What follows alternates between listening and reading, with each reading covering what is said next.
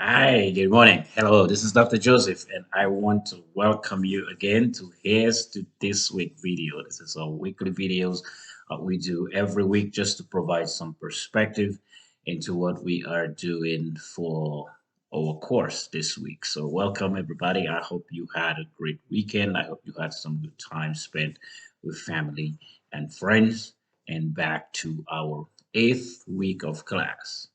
Wow. So, let's count. One, 2, 3, 4, 5, 6, 7, 8, 9, 10. What does that mean? We're right there at the end of the class, right on the verge. And you guys got to be excited about that. I'm very thrilled about getting ready for our final project. We have a final project coming up in week 9. This is something to look forward to. This is like the highlight of the entire course. The good thing in preparation for your finals, and I'm talking about this because week 8 really rolls into that. The good thing about your final project is you have been putting all those pieces together over the term, right? So you had your first paper in milestone 1 in week 3, right? And then you did your week 5, you had milestone 2, and then you just completed milestone 3 in week 7.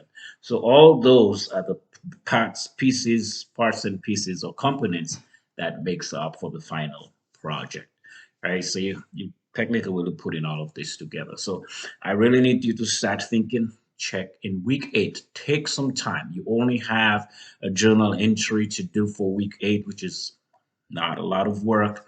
Um, Remember, journal entries is really about your thoughts, your ideas, supporting your work with research, and writing a professional response to send and provide to your instructor. So I want you to take time this week and go through the rubric for the week for the final project, right? And what you can do is if you notice the first set of elements in that order or items, if you want to call it that way, in that order on the rubric, um, really aligns with your milestone 1, milestone 2, milestone 3, and then the latter part will end up with we'll talk about this description or the final piece of the project, which is the last piece that you will put in. So you can literally start putting your project together, your final project, as you go through each of the topics from the rubric. You can refer back to your milestone and begin to incorporate that work into your final paper. So you can get way ahead of yourself um, in week 9. And you guys are doing a great job.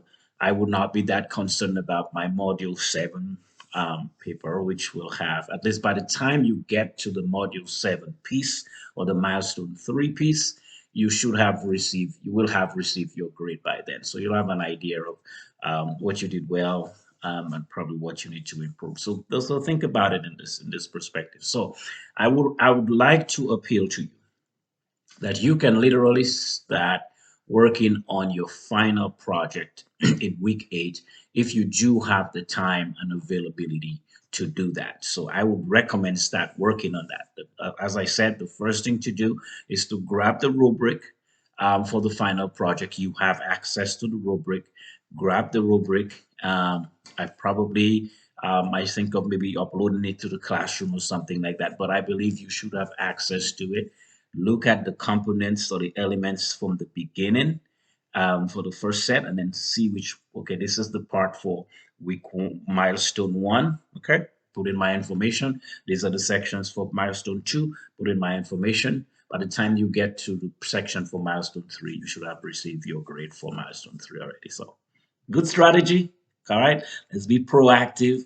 Let's work ahead. So at least you will have less work to do in week 9. When you get to the final project, you will have less to do because you have put yourself way ahead of the curve. All right, think. All right, and again, in week 3, or in week 8 rather, all we're looking at is a journal entry talking about different distribution strategies.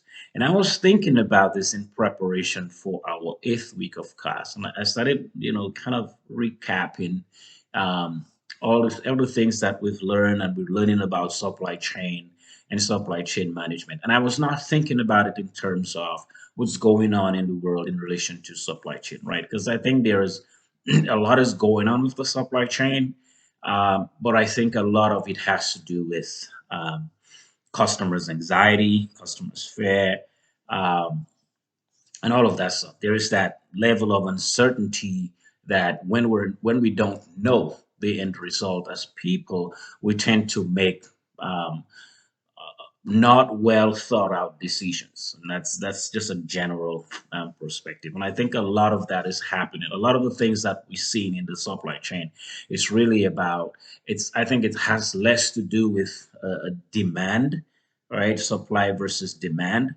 rather than people as consumers are acting more spontaneously out of fear and uncertainty. So people don't want to be caught off guard. So the best thing to do is, for example, stock up, right?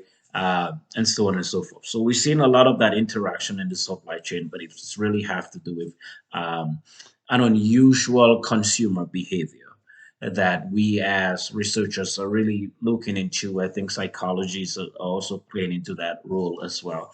So we can at least better put everybody's mind at peace and have a different perspective of how to react to certain uncertainties. In life, we have certain uncertainties and we have to learn to react to them progressively rather than just aggressively. Right? Sometimes uncertainties need that. A progressive approach rather than an aggressive approach. All right. So, but in relation to that, I was thinking in relation to what we've been studying, I was thinking, a couple of things that really jump out to us in the idea of supply chain and supply chain management. Number one is cost. We begin our class talking about holding cost, right? Cost is very important to any organization for a couple of reasons. One, if a company spends a lot, then they have to charge a lot, right? And at the end of the day, customers are not willing to pay that higher price. So it's really about managing that cost so that the organization does not have to price goods and services so high and we as consumers feel the brunt of that high cost. The second thing is, and we've been looking at that in 2 weeks of the class, inventory management. Inventory management is very, very important. As a matter of fact, I in my own assumptions, I think inventory management and supply chains kind of like make they one. They're a pair, right? Yeah, like a twin, right?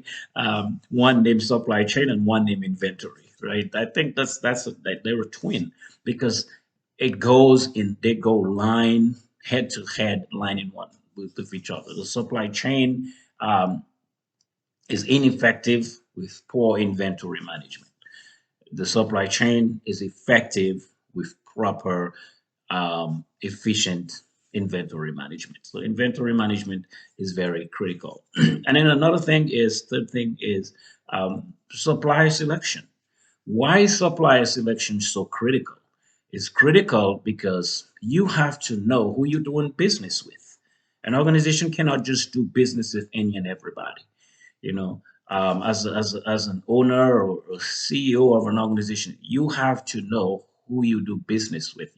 There has to be that level of trust, trust in relation to quality, reliability, right? You have to know that people can make promises to you and keep the promises. So, because in supply chain management, it's really about building that ongoing relationship, right? And so it's good to start in the right place. So you have loyalty, reliability. So supplier selection is very critical because any business wants to transact with another business that shares their vision, that has that same mindset and same approach to how they want to serve customers. Think about you own a company and your objective is to serve your customers and your customers are satisfied with what you do for them. So if it's a servicing company, for example, that you want to provide a service that customers are satisfied, If you're doing a production company, you want to provide a product to produce a product that's of a high quality end, right? The quality level is top notch. Imagine you getting components from another company or one of your suppliers that doesn't have that same mindset. That's going to impact the quality of your product. So supplier selection is very, very critical. It's very competitive, but it's also critical because the objective of the organization is to have that competitive um, advantage. And then the fourth thing is, which we're looking at in your journal entries, distribution strategies, whether it's decentralized or decentralized circumstances. But the organization must have a well-designed distribution approach, right? People must know, consumers, meaning people, meaning consumers, must know when their products will be delivered, how it will be delivered.